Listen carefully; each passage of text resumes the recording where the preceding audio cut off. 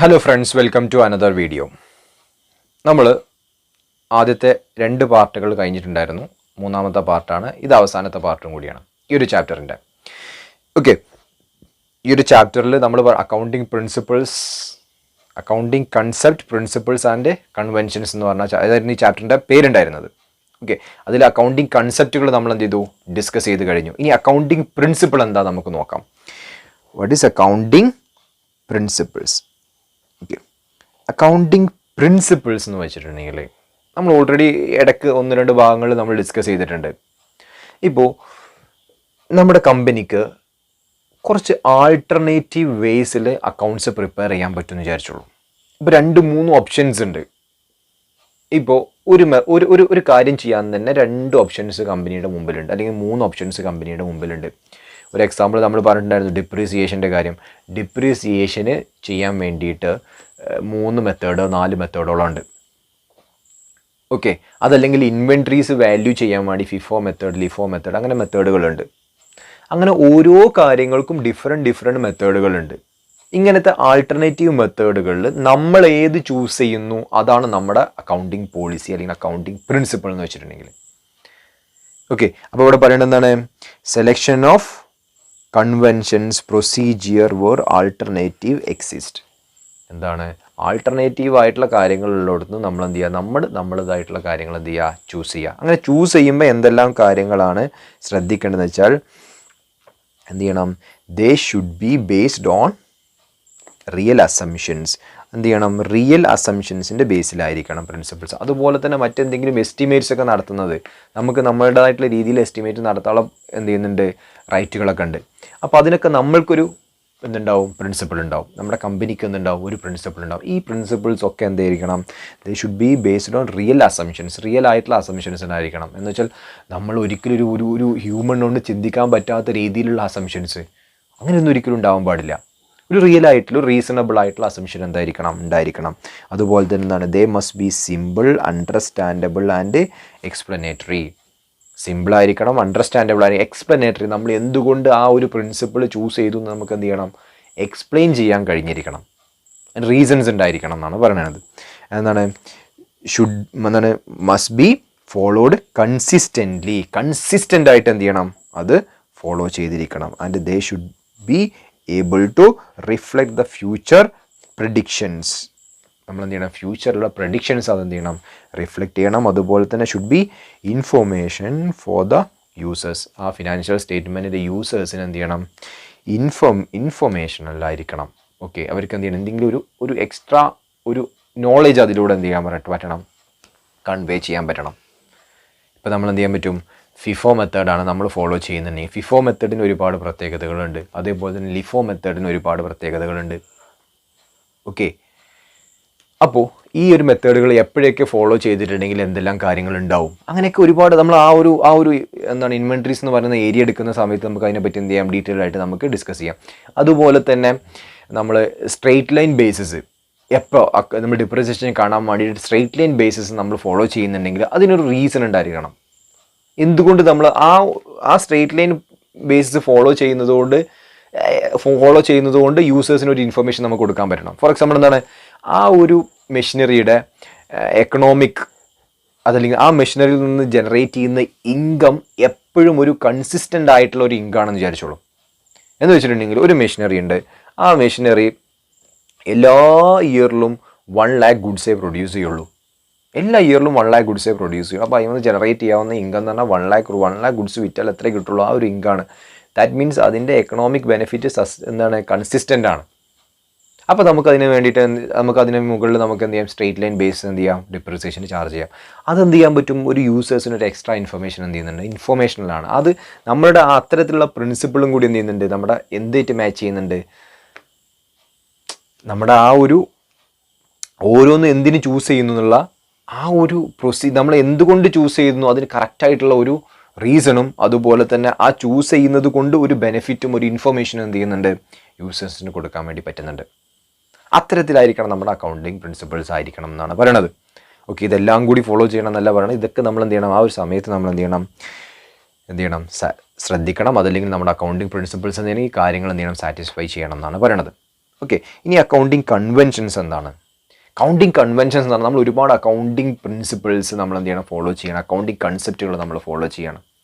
ഇതെല്ലാം കൂടിയും റിയൽ ലൈഫിൽ പ്രാക്ടീസ് ചെയ്ത് വരുമ്പോൾ നമുക്ക് എന്ത് ചെയ്തൊരു അക്കൗണ്ടിങ് കൺവെൻഷൻസ് അവിടെ രൂപപ്പെടുന്നുണ്ട്. ഇപ്പം നിങ്ങൾ ടാറ്റ കമ്പനിയെ പറ്റിയിട്ട് കേട്ടിട്ടുണ്ടാവും. അവരുടെ എംപ്ലോയീസിൻ്റെ ട്രീറ്റ്മെൻറ്റും അവരുടെ എംപ്ലോയീസിനെ അവർക്ക് എന്ത് ചെയ്യും, നന്നായിട്ട് ട്രീറ്റ് ചെയ്യുക എന്നുള്ളത് അവരുടെ ഒരു മെയിനായിട്ടുള്ള ഒരു എയിമാണ്. അപ്പോൾ അവർ അക്കൗണ്ട്സ് ചെയ്യുന്ന സമയത്തും ഇത്തരത്തിൽ അവരവരുടേതായിട്ടുള്ള ഒരു കൺവെൻഷൻ എന്ത് ചെയ്യുന്നുണ്ടാവും, ക്രിയേറ്റ് ചെയ്യുന്നുണ്ടാവും. ഓക്കെ, പിന്നെ നിങ്ങൾ ഈ അക്കൗണ്ടിങ് പ്രിൻസിപ്പിൾ, അക്കൗണ്ടിങ് എന്താണ് കോൺസെപ്റ്റ്സ്, അതുപോലെ തന്നെ അക്കൗണ്ടിങ് കൺവെൻഷൻസ് എന്നൊക്കെ കേൾക്കുമ്പോൾ നിങ്ങൾക്ക് എന്ത് ചെയ്യുന്ന ഒരു അങ്ങോട്ടും ഇങ്ങോട്ടൊക്കെ മാറുന്നുണ്ടാവും. ഇവിടെ തന്നെ ഈ നിങ്ങളുടെ ടെക്സ്റ്റ് ബുക്കിൽ തന്നെ പറയുന്നുണ്ട് അക്കൗണ്ടിങ് കൺവെൻഷൻസ്. അത് in the study material the term accounting concepts, accounting principles and accounting conventions have been used interchangeably. എന്താ പറയുക, അത് അങ്ങോട്ടും ഇങ്ങോട്ടും മാറ്റി യൂസ് ചെയ്യാറുണ്ട്. ഇവിടെ ഒക്കെ മീൻ ചെയ്യണം എന്താണെന്ന് വെച്ചിട്ടുണ്ടെങ്കിൽ എന്താണ്, the basic point of the agreement on which financial accounting theory and practice are founded. എന്താണ്, ഇതിൻ്റെ ബേസിസിലാണ് എന്ത് ചെയ്യുന്നത്, ഫിനാൻഷ്യൽ അക്കൗണ്ടിങ്ങിൻ്റെ തിയറീസും പ്രാക്ടീസും ഒക്കെ എന്ത് ചെയ്യുന്നത്, ഫൗണ്ട് ചെയ്യുന്നത് എന്നാണ് പറയണത്. അപ്പോൾ നമ്മൾ ഫസ്റ്റ് ഞാനൊരു സ്റ്റോറി നിങ്ങൾക്ക് പറഞ്ഞിട്ടുണ്ടായിരുന്നു. എന്താണ്, ഇങ്ങനെ അക്കൗണ്ടിങ് എന്താണ് പ്രിൻസിപ്പിൾസും കൺസെപ്റ്റുകളും കൺവെൻഷൻസും ഒക്കെ ഉണ്ടാക്കുന്നത് എന്തിനു വേണ്ടിയിട്ടാണ്, ഈ ഏതൊരാൾ ഇപ്പോൾ ആ അക്കൗണ്ടൻറ്റ് പോയി വേറൊരാൾ വന്നിട്ട് ഒരു ഫിനാൻഷ്യൽ സ്റ്റേറ്റ്മെൻറ്റ് പ്രിപ്പയർ ചെയ്യുകയാണെന്നുണ്ടെങ്കിൽ പോലും സെയിം റിസൾട്ട് ആയിരിക്കണം എന്ത് ചെയ്യേണ്ടത്, കിട്ടേണ്ടത്.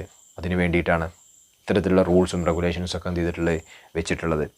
ഓക്കെ, ദെൻ ഫണ്ടമെൻ്റൽ, നെക്സ്റ്റ് നമ്മൾ പോകുന്ന പോയിൻ്റാണ് എന്ത്, ഫണ്ടമെൻ്റൽ അക്കൗണ്ടിങ് അസംഷൻസ്.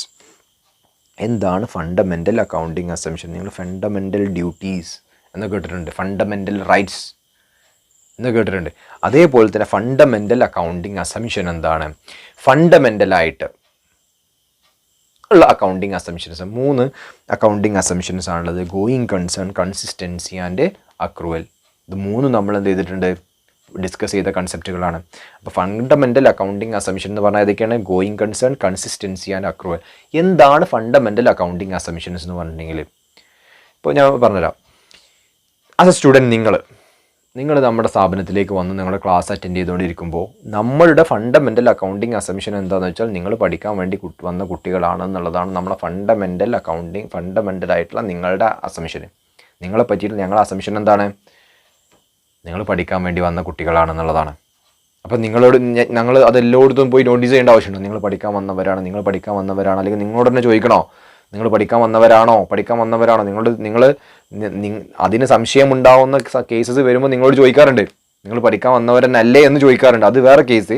പക്ഷെ നിങ്ങൾ വന്ന് ഇവിടെ നമ്മൾ അഡ്മിഷൻ എടുക്കുന്ന സമയത്തൊക്കെ നമ്മുടെ അസംഷൻ എന്താ, നിങ്ങൾ പഠിക്കാൻ വന്ന ആളുകളാണ്. അതുപോലെ അക്കൗണ്ട്സ് ചെയ്യുമ്പോൾ ഫണ്ടമെൻ്റലായിട്ട് ബേസിക്കായിട്ട് ഈ 3 അസംഷൻസ് ഉണ്ടായിരിക്കണം. ഏതൊക്കെയാണ്, going concern, consistency and accrual. Okay, going concern എന്താ നമ്മൾ പറഞ്ഞിട്ടുണ്ട്, എന്താണ്, ഫോർസിബിൾ ഫ്യൂച്ചറിൽ ബിസിനസ് കണ്ടിന്യൂ ചെയ്യുന്നുള്ള അസംഷനാണെന്ത്, ഗോയിങ് കൺസേൺ. കൺസിസ്റ്റൻസി എന്ന് പറഞ്ഞാൽ ഏതെങ്കിലും അക്കൗണ്ടിങ് പ്രിൻസിപ്പിൾ അഡോപ്റ്റ് ചെയ്തിട്ടുണ്ടെങ്കിൽ, അക്കൗണ്ടിങ് പോളിസീസ് അഡോപ്റ്റ് ചെയ്തിട്ടുണ്ടെങ്കിൽ അത് കൺസിസ്റ്റൻ്റ് ആയിട്ട് ഫോളോ ചെയ്യുമെന്നുള്ള അസംഷനാണ്. ദെൻ അക്രൂവൽ എന്താണ്, ട്രാൻസാക്ഷൻസ് റെക്കോർഡ് ചെയ്യുന്നത് when they occur, not on the base of എന്താണ് cash or cash equivalence received or not. അത് റിസീവ് ചെയ്തോ ഇല്ലേ എന്നുള്ളതിൻ്റെ ബേസിലല്ല, എന്തിൻ്റെ ബേസിലാണ്, ട്രാൻസാക്ഷൻസ് ഒക്കർ ചെയ്തോ അല്ലെങ്കിൽ ഡ്യൂ ആയോ എന്നുള്ളതിൻ്റെ ബേസിലാണ് എന്ത് ചെയ്യുന്നത്, റെക്കോർഡ് ചെയ്യുന്നത്. ഇനി ഇത് 3 നമ്മൾ ഡിസ്ക്ലോസ് ചെയ്യേണ്ട ആവശ്യമുണ്ടോ? ഇത് 3 നമ്മൾ ബുക്സ് ഓഫ് അക്കൗണ്ട്സിൽ പറയേണ്ട ആവശ്യമുണ്ടോ? നമ്മൾ എന്ത് ചെയ്യുന്നുണ്ട്, ഗോയിങ് കൺസേൺ ഫോളോ ചെയ്യുന്നുണ്ട്, കൺസിസ്റ്റൻസി ഫോളോ ചെയ്യുന്നുണ്ട്, അക്രൂവൽ ഫോളോ ചെയ്യുന്നുണ്ട്, ബുക്സ് ഓഫ് അക്കൗണ്ട്സിൽ കാണിക്കണം, ഫിനാൻഷ്യൽ സ്റ്റേറ്റ്മെൻറ്റ് കാണിക്കണ്ടോ? ഒരിക്കലും ആവശ്യമില്ല. പക്ഷേ എപ്പോൾ കാണിക്കണം? ഈ 3-ൽ ഏതെങ്കിലും നിങ്ങൾ ഫോളോ ചെയ്യുന്നില്ലെങ്കിൽ അതെന്ത് ചെയ്യണം, ഡിസ്ക്ലോസ് ചെയ്യണം എന്നാണ് പറയണത്. ഫണ്ടമെൻ്റൽ അക്കൗണ്ടിങ് അസംഷൻസ് നമ്മൾ എന്ത് ചെയ്യണം, ഒരിക്കലും നമ്മൾ ഡിസ്ക്ലോസ് ചെയ്യേണ്ട ആവശ്യമില്ല. എന്താണ്, അത് നിങ്ങൾ സ്വാഭാവികമായിട്ടും അത് ഫോളോ ചെയ്യുന്നുണ്ട് എന്നുള്ള അസംഷനാണ് നമ്മൾ എന്ത് ചെയ്യുക, ഫിനാൻഷ്യൽ സ്റ്റേറ്റ്മെൻറ്റ് റീഡ് ചെയ്യുന്ന ഒരാളെടുക്കുക. അപ്പോൾ നിങ്ങളുടെ ബുക്സ് ഓഫ് അക്കൗണ്ട്സ് പ്രിപ്പയർ ചെയ്തിട്ടുള്ളത് ഈ ഒരു ഇയറിൽ ബിസിനസ് ക്ലോസ് ചെയ്യുമെന്നുള്ളൊരു അസംഷൻ്റെ ബേസിലാണെങ്കിൽ അവിടെ നിങ്ങൾ ഒരു കാര്യം നിങ്ങൾ വയലേറ്റ് ചെയ്തിട്ടുണ്ട്. എന്താണ്, ഗോയിങ് കൺസേൺ നിങ്ങൾ വയലേറ്റ് ചെയ്തിട്ടുണ്ട്. അതുകൊണ്ട് തന്നെ നിങ്ങൾ അവിടെ ബുക്സ് ഓഫ് അക്കൗണ്ട്സിൽ നോട്ട്സ് ടു അക്കൗണ്ട് നിങ്ങൾ ഡിസ്ക്ലോസ് ചെയ്തിരിക്കണം fundamental accounting assumption, the going concern assumption is violated. നിങ്ങൾ എന്ത് ചെയ്യണം, ഡിസ്ക്ലോസ് ചെയ്തിരിക്കണം. ഓക്കെ, ഇതൊന്നും നിങ്ങൾ എക്സാം പോയിന്റ് ഓഫ് വ്യൂവിലല്ലാതെ തന്നെ നിങ്ങൾക്ക് എന്ത് ചെയ്യാം, ഇതൊരു ഓവറോൾ ഒരു ജനറൽ പോയിന്റ് ഓഫ് വ്യൂവിൽ നിങ്ങൾ എന്ത് ചെയ്യണം, ഈ കാര്യങ്ങൾ മനസ്സിലാക്കണം. അപ്പോൾ നിങ്ങളുടെ മനസ്സിൽ എന്ത് ചെയ്യും, നിങ്ങൾ ഇങ്ങനെ ഡൗട്ട് വരരുത്. എന്ത്, നിങ്ങൾക്കൊരു ഫിനാൻഷ്യൽ സ്റ്റേറ്റ്മെൻറ്റ് തരും, എന്നിട്ട് അതിനെന്ത് ചെയ്യും, ഇതിൻ്റെ ഗോയിങ് കൺസേൺ അസംഷൻ ഇല്ലാണ്ട് നിങ്ങളുടെ ബുക്സ് ഓഫ് അക്കൗണ്ട്സ് പ്രിപ്പയർ ചെയ്യാൻ പറയും. അപ്പോൾ നിങ്ങൾ നോട്ട്സ് അക്കൗണ്ടിൽ ഇതൊക്കെ നോട്ടായിട്ടൊക്കെ എഴുതണം എന്നൊന്നും നിങ്ങൾ വിചാരിക്കേണ്ട. ഇത് നിങ്ങളിപ്പോൾ ഇൻ്റർമീഡിയറ്റിലേക്ക് എത്തിക്കഴിഞ്ഞാൽ നിങ്ങൾ പ്രാക്ടീസിന് പോകാമെന്ന് നിങ്ങൾ എന്ത് ചെയ്തു, എന്തിനു പോകും, നിങ്ങൾ ആർട്ടിക്കിൾഷിപ്പിന് പോകും. ആ ഒരു സമയത്തൊക്കെ നിങ്ങൾ ഇത്തരം കാര്യങ്ങളൊക്കെ ഫോളോ ചെയ്യുന്നുണ്ടോ ഇല്ലേ എന്നൊക്കെ നിങ്ങൾ എന്ത് ചെയ്യണം, ചെക്ക് ചെയ്യണം. അപ്പോൾ നിങ്ങൾ ഗോയിങ് കൺസേൺ ഇല്ലാത്തൊരു സ്ഥാപനത്തിൽ ചെല്ലുകയാണെന്നുണ്ടെങ്കിൽ, അല്ലെങ്കിൽ ആ സ്ഥാപനം ക്ലോസ് ചെയ്യുകയാണെന്നുണ്ടെങ്കിൽ, അപ്പോൾ അവിടെ എന്ത് ചെയ്യുന്നുണ്ട്, വയലേറ്റ് ചെയ്യുന്നുണ്ട് ഗോയിങ് കൺസേൺ. അപ്പോൾ അതെന്ത് ചെയ്യണം, നോട്ട്സ് അക്കൗണ്ട് ഡിസ്ക്ലോസ് ചെയ്തിട്ടോ നിങ്ങൾ ചെക്ക് ചെയ്യണം. ഇത്തരത്തിലുള്ള കാര്യങ്ങളൊക്കെ നിങ്ങൾക്ക് എന്ത് ചെയ്യാൻ പറ്റും, ചെക്ക് ചെയ്യാൻ പറ്റും. അപ്പോൾ നമ്മൾ ഇത്തരത്തിലുള്ള നോളജ് നമുക്ക് എന്ത് ചെയ്യണം, ഉണ്ടായിരിക്കണം. ഫണ്ടമെൻ്റൽ അക്കൗണ്ടിങ് അസംഷൻ എന്താണ്, 3 എന്തൊക്കെയാണ്, going concern, consistency and accrual. ഇത് 3 നമ്മൾ വീണ്ടും റിപ്പീറ്റ് ചെയ്യേണ്ട ആവശ്യമില്ല. ഓൾറെഡി നമ്മൾ അക്കൗണ്ടിങ് കൺസെപ്റ്റുകൾ നമ്മൾ എന്ത് ചെയ്യണം, ഡിസ്കസ് ചെയ്തതാണ്. ഓക്കെ, ദെൻ ലാസ്റ്റായിട്ട് എന്താണ്, qualitative characteristics of A financial statement. ഒരു ഫിനാൻഷ്യൽ സ്റ്റേറ്റ്മെൻറ്റിൻ്റെ ക്വാളിറ്റേറ്റീവ് ക്യാരക്ടറിസ്റ്റിക്സ് എന്തൊക്കെയാണ്? അപ്പോൾ ഫിനാൻഷ്യൽ സ്റ്റേറ്റ്മെൻറ്റിൽ എന്തൊക്കെ വരും, ഫിനാൻഷ്യൽ സ്റ്റേറ്റ്മെൻറ്റ് എന്താ നമുക്ക് എല്ലാവർക്കും അറിയില്ലേ. എന്തിനു വേണ്ടിയിട്ടാണ് നമ്മൾ ഫിനാൻഷ്യൽ സ്റ്റേറ്റ്മെൻറ്റ് പ്രിപ്പയർ ചെയ്യണത്, റിസൾട്ട്സുകൾ അസർട്ടൈൻ ചെയ്യാൻ വേണ്ടിയിട്ടാണ്. ഫിനാൻഷ്യൽ സ്റ്റേറ്റ്മെൻറ്റ് എവിടെ നിന്നൊക്കെയാണ് തുടങ്ങുന്നത്, trading account, profit and loss account, balance sheet. ഇത് നിങ്ങൾക്കറിയാം. ഒരു കാര്യം കൂടി വരുന്നുണ്ട്, ക്യാഷ് ഫ്ലോ സ്റ്റേറ്റ്മെൻറ്റ്സ്. ഇതും കൂടി ഇതിൻ്റെ ഫിനാൻഷ്യൽ സ്റ്റേറ്റ്മെൻറ്റിൻ്റെ ഭാഗമാണ്. ഇതൊക്കെയാണ് trading account, profit and loss account, balance sheet and cash flow statement. എന്തിൻ്റെ ഭാഗമാണ്, ഫിനാൻഷ്യൽ സ്റ്റേറ്റ്മെൻറ്റിൻ്റെ ഭാഗമാണ്. അപ്പോൾ ഈ ഫിനാൻഷ്യൽ സ്റ്റേറ്റ്മെൻറ്റിൻ്റെ ക്വാളിറ്റേറ്റീവ് ക്യാരക്ടറിസ്റ്റിക്സ്, അതിൻ്റെ സ്വഭാവം, അതിൻ്റെ എന്തൊക്കെ സ്വഭാവങ്ങൾ ഉണ്ടായിരിക്കും, അത് എന്തെല്ലാം കാര്യങ്ങൾ എന്ത് ചെയ്യണം, കംപ്ലൈ ചെയ്തിരിക്കണം എന്നാണ് പറയുന്നത്. എന്താണ്, ഒന്ന് അണ്ടർസ്റ്റാൻഡബിലിറ്റി എന്ന് പറയുന്നുണ്ട്. എന്ന് വെച്ചാൽ ആ ഫിനാൻഷ്യൽ സ്റ്റേറ്റ്മെൻറ്റ് എന്ത് ചെയ്യണം, മനസ്സിലാവുന്ന രൂപത്തിലായിരിക്കണം പ്രിപ്പയർ ചെയ്യേണ്ടതെന്നാണ് പറയുന്നത്. ഓക്കെ, അതിനെ പ്രത്യേകിച്ച് അതിനെ എക്സ്പ്ലെയിൻ ചെയ്യേണ്ട ആവശ്യമൊന്നുമില്ലല്ലോ. പിന്നെന്താണ്, റെലവൻസ്. എന്താണ്, ആ ഫിനാൻഷ്യൽ സ്റ്റേറ്റ്മെൻറ്റ് എന്ത് ചെയ്യണം, റെലവൻ്റ് ആയിട്ടുള്ള ഇൻഫർമേഷൻസ് യൂസേഴ്സിന് എന്ത് ചെയ്യണം, പ്രൊവൈഡ് ചെയ്യണം എന്നാണ് പറയണത്. ഓക്കെ, റെലവൻ്റ് ആയിട്ടുള്ള ഇൻഫർമേഷൻസ് എന്ത് ചെയ്യണം, പ്രൊവൈഡ് ചെയ്യണം. എന്ത് ചെയ്യണം, information has been the quality of relevant when it's influenced the economic decision of users by helping them to evaluate past, present or future events എന്നൊക്കെ പറയുന്നുണ്ട്. എന്താണ്, ആ ഒരു ഫിനാൻഷ്യൽ സ്റ്റേറ്റ്മെൻറ്റിൽ നിന്നുകൊണ്ട് എന്ത് ചെയ്യണം, പാസ്റ്റിലെ ട്രാൻസാക്ഷൻസും പ്രസൻറ്റിലെയും ഫ്യൂച്ചറിൽ ലോസ് ഒക്കെ സംഭവിക്കുകയാണെന്നുണ്ടെങ്കിൽ നമ്മൾ എന്ത് പറഞ്ഞിട്ടുണ്ടായിരുന്നു, പ്രൂഡൻസ് കൺസെപ്റ്റ് അല്ലെങ്കിൽ കൺസർവേറ്റിസം അല്ലേ, നമ്മൾ ഡിസ്കസ് ചെയ്തിട്ടുണ്ട്. അത് പ്രകാരം നമ്മൾ എന്ത് ചെയ്യണം, ഡിസ്ക്ലോസ് ചെയ്തിരിക്കണം. അപ്പോൾ പാസ്റ്റും പ്രസൻറ്റും ഫ്യൂച്ചറൊക്കെ നിങ്ങൾക്ക് റെലവൻ്റ് ആയിട്ടുള്ള ഇൻഫർമേഷൻസ് എന്ത് ചെയ്യണം, കൊടുക്കാൻ പറ്റണം എന്ന് പറഞ്ഞിട്ടുണ്ടായിരുന്നു. അതുപോലെ തന്നെ റിലയബിലിറ്റി, ആ ഫിനാൻഷ്യൽ സ്റ്റേറ്റ്മെൻറ്റിന് മുകളിൽ എന്ത് ചെയ്യണം, വിശ്വാസയോഗ്യമായിട്ടുള്ള വാല്യൂസ് എന്ത് ചെയ്യാൻ പാടുള്ളൂ, എടുക്കാൻ പാടുള്ളൂ. അപ്പോൾ അതിന് റിലയബിൾ ആയിരിക്കണം. ഇതെന്താണ്, കമ്പാരബിലിറ്റി, കമ്പയർ ചെയ്യാൻ പറ്റണം. എങ്ങനെ കമ്പയർ ചെയ്യാൻ പറ്റണം, ഇപ്പോൾ എക്സ് ലിമിറ്റഡ് ആണെന്ന് വിചാരിച്ചോളൂ, നമ്മൾ എന്ത് ചെയ്യുന്നത്, ബുക്സ് ഓഫ് അക്കൗണ്ട്സ് പ്രിപ്പയർ ചെയ്യുന്നത് എക്സ് ലിമിറ്റഡിൻ്റെ ആണെന്ന് വിചാരിച്ചോളൂ. എക്സ് ലിമിറ്റഡിൻ്റെ 2019-20ലെയും അതുപോലെ തന്നെ 2020-21ലെയും ബുക്സ് ഓഫ് അക്കൗണ്ട്സുകൾ എന്ത് ചെയ്യണം, കമ്പയർ ചെയ്യാൻ പറ്റണം. രണ്ടും കൂടി കമ്പയർ ചെയ്യാൻ പറ്റണം. അതോടൊപ്പം തന്നെ ഒരു വൈ ലിമിറ്റഡ് ഉണ്ടെന്ന് വിചാരിച്ചോളൂ. വൈ ലിമിറ്റഡിലെ 2019-20യുടെ അക്കൗണ്ട്സും എക്സ് ലിമിറ്റഡിലെ 19-20യുടെ അക്കൗണ്ട്സും രണ്ടും തമ്മിൽ എന്ത് ചെയ്യണം, കമ്പാരിസൺ പോസിബിൾ ആയിരിക്കണം. എന്ന് വെച്ചാൽ comparison between the different enterprises and comparison between different periods എന്ത് ചെയ്യണം, പോസിബിൾ ആയിരിക്കണം. എന്തൊക്കെയാണ്, കമ്പാരിസൺ ബിറ്റ്വീൻ ഡിഫറെൻറ്റ് എൻ്റർപ്രൈസസും കമ്പാരിസൺ ബിറ്റ്വീൻ ഡിഫറെൻറ്റ് അക്കൗണ്ടിങ് പീരിയഡ്സും തമ്മിൽ എന്ത് ചെയ്യണം, കമ്പാരിസൺസ് പോസിബിൾ ആയിരിക്കണം എന്നാണ് പറയുന്നത്. ദെൻ മെറ്റീരിയാലിറ്റി നമ്മൾ ഡിസ്കസ് ചെയ്യേണ്ട ആവശ്യമില്ലല്ലോ. മെറ്റീരിയൽ ആയിട്ടുള്ള എല്ലാ ട്രാൻസാക്ഷനും ഡിസ്ക്ലോസ് ചെയ്തിരിക്കണം എന്നാണ് മെറ്റീരിയലിൽ പറയണത്. ഓക്കെ, ദെൻ ഫെയ്ത്ത്ഫുൾ റെപ്രസെൻറ്റേഷൻ, ഒരു ഫെയ്ത്ത്ഫുൾ ആയിട്ടുള്ള റെപ്രസെൻറ്റേഷൻ ഉണ്ടായിരിക്കണം. എന്ന് വെച്ചാൽ അവിടെ എന്തിനെ പറ്റിയിട്ടാണ് പറയണത്, റിലയബിലിറ്റി, വിശ്വസിക്കുക, അത്തരത്തിലുള്ള കാര്യങ്ങളെ പറ്റിയിട്ടാണ് എന്ത് ചെയ്യുന്നത്, പറയുന്നത്. നിങ്ങൾക്ക് എന്ത് ചെയ്യാം, ഒന്ന് റീഡ് ചെയ്ത് നോക്കാൻ പറ്റും. ദെൻ വേറെ എന്തൊക്കെയാണ് പറയണത്, സബ്സ്റ്റൻസ് ഓവർ ഫോം. അതൊരു ഇമ്പോർട്ടൻ്റ് ആയിട്ടുള്ള കാര്യം നമ്മൾ ഇതുവരെ ഡിസ്കസ് ചെയ്തു. സബ്സ്റ്റൻസ് ഓവർ ഫോം, നിങ്ങളെ ഫിനാൻഷ്യൽ സ്റ്റേറ്റ്മെൻറ്റ് പ്രിപ്പയർ ചെയ്യുന്ന സബ്സ്റ്റൻസ് ഓവർ ഫോം ആയിരിക്കണം. സബ്സ്റ്റൻസ് ഓവർ ലീഗൽ ഫോം എന്നൊക്കെ പറയും. ഫോർ എന്താ കാര്യം എന്ന് വെച്ചിട്ടുണ്ടെങ്കിൽ, ഇപ്പോൾ ഒരു ബിൽഡിങ് നമ്മൾ എന്ത് ചെയ്യണം, വാങ്ങിച്ചിട്ടുണ്ടായിരുന്നു. വലിയൊരു ബിൽഡിങ്ങാണ്, ഒരു ബിൽഡിംഗ് ആണെന്ന് അസ്യൂം ചെയ്യട്ടോ. ബിൽഡിങ്ങിൻ്റെ വാല്യൂ എന്ന് പറഞ്ഞാൽ ₹100 crore. ₹100 crore. ഓക്കെ, ഇവിടെ നമ്മൾ March-3-2019 നമ്മൾ എന്തെടുത്തു? Paid ₹100 crore. 100 crore നമ്മൾ എന്ത് ചെയ്തു? പേയ്മെൻറ്റ് നടത്തി. ബിൽഡിംഗ് എന്ത് ചെയ്തു? നമ്മൾ ഓക്യുപ്പൈ ചെയ്തു. പക്ഷേ ഇതിൻ്റെ രജിസ്ട്രേഷൻ കഴിഞ്ഞത് 20th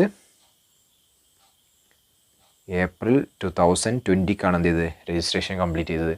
അപ്പോൾ നമ്മൾ പേയ്മെൻറ്റ് കൊടുത്തത് ഏത് ഫിനാൻഷ്യൽ ഇയർ ആണ്? ഫിനാൻഷ്യൽ ഇയർ 18-19 നമ്മൾ എന്താണ് രജിസ്ട്രേഷൻ കഴിഞ്ഞപ്പോഴാണ് 2000. ഇവിടെ ഒരു ചേഞ്ച് ഉണ്ട്. ഇവിടെ 20 അല്ലേ, ഇവിടെ എന്തായിരിക്കും? 2019 ആയിരിക്കും അല്ലേ? നെക്സ്റ്റ് മാസം തന്നെയാണ് കേട്ടോ. അപ്പോൾ ഇവിടെ നമ്മളുടെ അക്കൗണ്ടിങ് ഇയർ ഏതായിരിക്കും വരിക? 19-20 അക്കൗണ്ടിങ് ഇയർ എന്ന് വെച്ചാൽ ഫിനാൻഷ്യൽ ഇയർ വരിക. ഓക്കെ, അപ്പോൾ ഇവിടെ ഏത് ഫിനാൻഷ്യൽ ഇയറിലാണ് ഈ ട്രാൻസാക്ഷൻ റെക്കോർഡ് ചെയ്യേണ്ടതെന്നുള്ളതാണ് ഈ സബ്സ്റ്റൻസ് ഓവർ ഫോം എന്നുള്ളതുകൊണ്ട് ഉദ്ദേശിക്കുന്നത്. ഓക്കെ, ഇവിടെ നിങ്ങളോട് പറയുന്നത് വെച്ചാൽ നമ്മൾ ട്രാൻസാക്ഷൻസ് റെക്കോർഡ് ചെയ്യേണ്ടത് ഒരു ജസ്റ്റ് ബിക്കോസ് ഓഫ് എന്ത് ചെയ്യരുത്? നമ്മൾ ആ ഒരു ട്രാൻസാക്ഷനെ പോസ്റ്റ്പോൺ ചെയ്യാൻ പാടില്ല. എന്തുകൊണ്ട്? ലീഗൽ ഫോർമാലിറ്റി എന്നുള്ള ഒരൊറ്റ കാരണം കൊണ്ട്, ഒരൊറ്റ റീസൺ കൊണ്ട് നമ്മൾ എന്ത് ചെയ്യാൻ പാടില്ല? ട്രാൻസാക്ഷൻ റെക്കോർഡ് ചെയ്യുന്നതിനെ പോസ്റ്റ്പോൺ ചെയ്യാൻ പാടില്ല. ഇവിടെ എന്താണ്? ട്രാൻസാക്ഷൻസ് ഈ പേയ്മെൻറ്റ് എപ്പോൾ കൊടുക്കുന്നുണ്ട്? 2018-19 പേയ്മെൻറ്റ് കൊടുത്തിട്ടുണ്ട്, നമ്മൾ ഓക്യുപ്പൈ ചെയ്തിട്ടുണ്ട്, നമ്മൾ ബിൽഡിംഗ് യൂസ് ചെയ്യുന്നുണ്ട്. പക്ഷേ രജിസ്ട്രേഷൻ എപ്പോഴേ കംപ്ലീറ്റ് ആവുന്നുള്ളൂ? ഏപ്രിലേ കംപ്ലീറ്റ് ആവുന്നുള്ളൂ. അതുകൊണ്ട് നെക്സ്റ്റ് ഫിനാൻഷ്യൽ ഇയറിലാണ് നമ്മൾ അതിൻ്റെ റിയൽ ഓണേഴ്സ് ആയിട്ട് വരുന്നത്. അപ്പോൾ എന്ത് ചെയ്യരുത്? നിങ്ങൾ ജസ്റ്റ് ആ ലീഗൽ പ്രൊസീജിയറിൻ്റെ ബേസിൽ നിങ്ങൾ എന്ത് ചെയ്യാൻ പാടില്ല? ഈ ട്രാൻസാക്ഷനെ പോസ്റ്റ്പോൺ ചെയ്യാൻ പാടില്ല എന്നാണ് പറയണത്. ഞാൻ ഒരു പ്രാവശ്യം കൂടി ഞാൻ എന്ത് ചെയ്യണം? റിപ്പീറ്റ് ചെയ്യണം. എന്താണ് ഇവിടെ പറയണത്? നിങ്ങൾ ബിൽഡിംഗ് നിങ്ങൾ പർച്ചേസ് ചെയ്ത് പേയ്മെൻറ്റ് കൊടുക്കുന്നത് എന്നാണ്? 30 മാർച്ച് 30 പക്ഷേ ഇതിൻ്റെ രജിസ്ട്രേഷൻ കംപ്ലീറ്റ് ചെയ്യണമെന്നാണ് April 20 അപ്പോൾ പേയ്മെൻറ്റ് കൊടുക്കുന്നത് ഫിനാൻഷ്യൽ ഇയർ 18-19 അതുപോലെ തന്നെ രജിസ്ട്രേഷൻ കംപ്ലീറ്റ് ചെയ്യുന്നത് എന്താണ്? 19-20 അപ്പോൾ നിങ്ങളിവിടെ ഏത് ഇയറിൽ ട്രാൻസാക്ഷൻ നിങ്ങൾ റെക്കോർഡ് ചെയ്യും? നിങ്ങൾ പേയ്മെൻറ്റ് കൊടുത്ത ഡേറ്റിൽ നിങ്ങൾ ചെയ്യണോ? അതല്ല നിങ്ങൾ രജിസ്ട്രേഷൻ നടന്ന ഡേറ്റിൽ ചെയ്യണോ? ഇവിടെ എന്താ പറയണത്? എക്കണോമിക് ആയിട്ടുള്ള ട്രാൻസാക്ഷൻ ഹാപ്പൻ ചെയ്തത് ഏതിലാണ്? 18-19 നിങ്ങൾ പോസ്റ്റ്പോൺ ചെയ്യരുത്. എന്തിൻ്റെ മാത്രം ബേസിൽ? ലീഗൽ റിയാലിറ്റിയുടെ മാത്രം ബേസിൽ നിങ്ങൾ എന്ത് ചെയ്യരുത്? അതിനെ എന്ത് ചെയ്യരുത്? പോസ്റ്റ്പോൺ ചെയ്യരുത് എന്നാണ് പറയണത്. ഇവിടെ വളരെ ക്ലിയർ ആയിട്ട് എന്ത് ചെയ്യുന്നുണ്ട്? മെൻഷൻ ചെയ്യുന്നുണ്ട്. എന്താണ്? ഇവിടുന്ന് മുതൽ എന്താണ്? Accounted for and presented in accordance with their substance and economic reality, not merely their legal form. എന്താ പറയണത്? എക്കണോമിക് റിയാലിറ്റിൻ്റെ ബേസിൽ എന്ത് ചെയ്യണം? റെക്കോർഡ് ചെയ്യണം. എന്തിൻ്റെ ബേസിൽ മാത്രം ആവരുത്? ഒരു ലീഗൽ റിയാലിറ്റിയുടെ ബേസിൽ അല്ലെങ്കിൽ ലീഗൽ ഫോമിൻ്റെ ബേസിൽ മാത്രം എന്ത് ചെയ്യരുത്? ആ ഒരു ട്രാൻസാക്ഷനെ നമ്മൾ നെക്സ്റ്റ് ഇയറിലേക്ക് പോസ്റ്റ്പോൺ ചെയ്യരുത് എന്നാണ് പറയണത്. എന്താണത്? Substance over form. ഓക്കെ, അപ്പോൾ നമ്മൾ ഏത് ഇയറിൽ നമ്മൾ റെക്കോർഡ് ചെയ്യണം?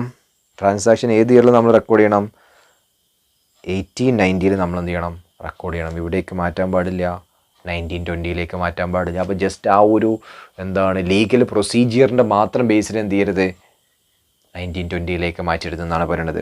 ദെൻ മറ്റെന്താ പറയണത്? നെക്സ്റ്റ് പോയിന്റ് എന്താ പറയണത്? ന്യൂട്രാലിറ്റി. എന്താ പറയണത്?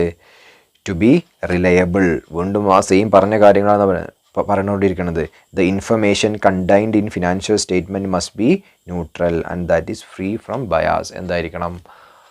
ന്യൂട്രൽ ആയിരിക്കണം എന്നുള്ള ഉദ്ദേശിക്കുന്നത് വെച്ചാൽ വലിയ മിസ്റ്റേക്കുകളിൽ നിന്നോ അതല്ലെങ്കിൽ മറ്റെന്തെങ്കിലും ഇൻഫ്ലുവൻസിൽ നിന്നോ എന്തായിരിക്കണം?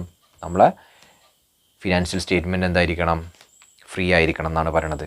ഓക്കെ, ദെൻ എന്താ പറയുന്നത്? പ്രൂഡൻസ്. നമ്മൾ ഓൾറെഡി ഡിസ്കസ് ചെയ്ത സംഗതിയാണ്. Then full fair and adequate disclosure. ഫുള്ളായിട്ടുള്ള ഡിസ്ക്ലോഷർ ഉണ്ടായിരിക്കണം, ആഡിക്വേറ്റ് ആയിട്ടുള്ള ഡിസ്ക്ലോഷർ ഉണ്ടായി. ഈ ആഡിക്വേറ്റ് എന്നുള്ളതുകൊണ്ട് എന്താ അറിയോ? എന്താണ് ഫുൾ ആൻഡ് ആഡിക്വേറ്റ് ഡിസ്ക്ലോഷർ? എന്തുകൊണ്ടാണ് ഈ ആഡിക്വേറ്റ്? നമ്മൾ ഇമ്മെറ്റീരിയൽ ആയിട്ടുള്ള ട്രാൻസാക്ഷൻ നമുക്ക് വേണമെങ്കിൽ എന്ത് ചെയ്യാം? ഡിസ്ക്ലോസ് ചെയ്യാണ്ടിരിക്കാം. അല്ലാത്തതൊക്കെ നമ്മൾ എന്ത് ചെയ്യണം, ഡിസ്ക്ലോസ് ചെയ്യണം എന്നാണ് പറയുന്നത്. അതുപോലെ തന്നെ കംപ്ലീറ്റ്നെസ്, എന്ത് ചെയ്യണം, ഫിനാൻഷ്യൽ സ്റ്റേറ്റ്മെൻറ്റ് കംപ്ലീറ്റഡ് ആയിരിക്കണം. ഒരു ഇൻകംപ്ലീറ്റ് സ്റ്റേജിൽ നമ്മൾ എന്ത് ചെയ്യരുത്, ഫിനാൻഷ്യൽ സ്റ്റേറ്റ്മെൻറ്റ് നിർത്തരുത്. നമ്മൾ എന്ത് ചെയ്യണം, ഫിനാൻഷ്യൽ സ്റ്റേറ്റ്മെൻറ്റ് നമ്മൾ എന്ത് ചെയ്യണം, കംപ്ലീറ്റ് ആയിരിക്കണം എന്നാണ് പറയുന്നത്. എല്ലാ ട്രാൻസാക്ഷൻസും എഫക്റ്റ് വരുന്നിരിക്കണം, എല്ലാ ഇൻകത്തിൻ്റെയും എക്സ്പെൻസസിൻ്റെയും അതുപോലെ തന്നെ ഫിനാൻഷ്യൽ പൊസിഷനൊക്കെ കറക്റ്റായിട്ട് എന്ത് ചെയ്യണം, റിഫ്ലക്റ്റ് ചെയ്തിരിക്കണം. എന്ന് വെച്ചാൽ ഫിനാൻഷ്യൽ സ്റ്റേറ്റ്മെൻറ്റ് കംപ്ലീറ്റ് ആയിരിക്കണം എന്നാണ് പറയുന്നത്. ഓക്കെ, ഇത്രയും കാര്യങ്ങളാണ് എന്ത് ചെയ്യുന്നത് ഈ ചാപ്റ്ററിൽ മെയിനായിട്ട് ഡിസ്കസ് ചെയ്യുന്നത്. കുറച്ച് ലെങ്തി ചാപ്റ്ററാണ്, പക്ഷേ നിങ്ങൾ പേജസ് നോക്കുമ്പോൾ അധികം പേജസ് ഒന്നും ഉണ്ട്, പക്ഷേ എക്സ്പ്ലെയിൻ ചെയ്ത് വരുന്ന സമയത്ത് എന്താണ് കുറച്ച് ലെങ്തിയാണ് ചാപ്റ്റർ. പക്ഷേ നിങ്ങൾക്ക് എന്ത് ചെയ്യാൻ പറ്റും, ഓരോ കൺസെപ്റ്റും നമ്മൾ വളരെ ഡീറ്റെയിൽ ആയിട്ട് നമ്മൾ എന്ത് ചെയ്തിട്ടുണ്ട്, ഡിസ്കസ് ചെയ്തിട്ടുണ്ട്. നിങ്ങൾക്ക് മനസ്സിലായിട്ടുണ്ടാവും എന്ന് വിചാരിക്കുന്നു. തീർച്ചയായിട്ടും നമ്മൾ എന്ത് ചെയ്യുക, നെക്സ്റ്റ് വീഡിയോ ആയിട്ട് നെക്സ്റ്റ് ചാപ്റ്ററായിട്ട് നമുക്ക് എന്ത് ചെയ്യാം, കണ്ടുമുട്ടാം. വീണ്ടും ഞാൻ പറയുകയാണ്, നിങ്ങൾ എന്ത് ചെയ്യുക, വീഡിയോ കാണുക. വീഡിയോ കണ്ടിട്ട് നിങ്ങൾ സെൽഫായിട്ട് നോട്ട്സ് പ്രിപ്പയർ ചെയ്യാം. ഈ സെൽഫ് നോട്ട്സ് എന്ന് പറഞ്ഞാൽ അത്രയ്ക്ക് എഫക്റ്റീവ് ആയിട്ടുള്ളൊരു കാര്യമാണ്. നിങ്ങളുടെ എക്സാം എഴുതുന്ന അല്ലെങ്കിൽ നിങ്ങൾക്ക് എക്സാം എഴുതിയ ആളുകൾക്ക് മാത്രമേ അത് മനസ്സിലാവുള്ളൂ. നിങ്ങൾ വീണ്ടും എൻ്റെ ഈ മെറ്റീരിയൽ നിങ്ങൾക്ക് കിട്ടിയെന്ന് വിചാരിച്ചോളൂ.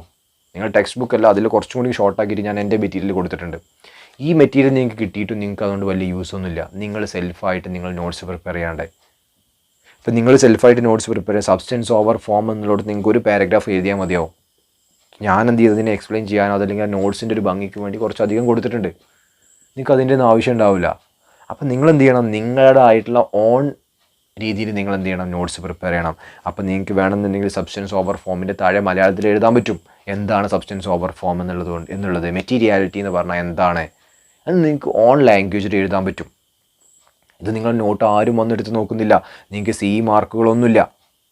അപ്പം നിങ്ങളെന്ത് ചെയ്യുക, ജസ്റ്റ് പ്രിപ്പയർ ചെയ്യുക. നിങ്ങൾക്ക് പഠിക്കാൻ വേണ്ടിയിട്ടാണ്, നിങ്ങൾക്ക് കൺസെപ്റ്റ്സുകൾ ക്ലാരിറ്റി വരുത്താൻ വേണ്ടിയിട്ടാണ്. എക്സാമിന് പോകുന്നതിന് മുമ്പ് ആ 1.5 days ഉണ്ട് എന്നൊക്കെ പറയും. പക്ഷേ ആ ഒരു എക്സാം കഴിഞ്ഞ് വന്ന ടെൻഷനൊക്കെ കഴിഞ്ഞ് റിലാക്സ് ഒക്കെ ചെയ്യുന്ന സമയത്ത് പിറ്റേന്ന് നമുക്ക് എന്ത് ചെയ്യാൻ പറ്റുള്ളൂ, തീർച്ചയായിട്ടും ആ ഒരു എഫക്റ്റീവ്നെസ്സോട് കൂടി നമുക്ക് നോക്കാൻ പറ്റുള്ളൂ. അപ്പോൾ നിങ്ങൾക്കൊരു 1 day കൊണ്ട് നിങ്ങൾ എൻ്റയർ അക്കൗണ്ട്സ് നിങ്ങൾ കവർ ചെയ്യണമെന്നുണ്ടെങ്കിൽ നിങ്ങളുടെ അടുത്ത് ഇത്തരത്തിലുള്ള എന്തെങ്കിലും പൊടിക്കൈകൾ ഉണ്ടായിരിക്കണം.